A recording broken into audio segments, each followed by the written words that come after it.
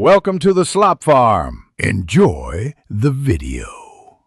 You're starting where changes take effect, the Video Player Captions menu. First, open the CC icon, then click Settings and Subtitles/CC to access caption appearance.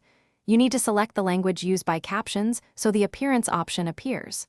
Once done, choose Appearance or Options to reveal size, font, and color controls.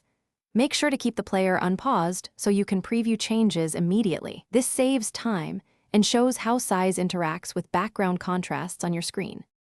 Now you'll change size and style controls to make captions larger and legible. Move the font size slider up.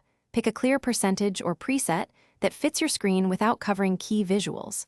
Then set font type and color to improve recognition. White text on a semi-opaque dark background usually works.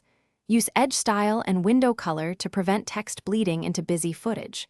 Once adjusted, play a segment of the video and fine-tune size, so lines wrap correctly and remain readable across devices. Finish by saving or applying your caption settings and testing on both desktop and mobile to confirm consistency.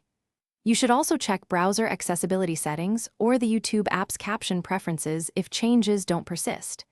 If sizes revert or look wrong, reset captions to default, clear cache, and restart the app.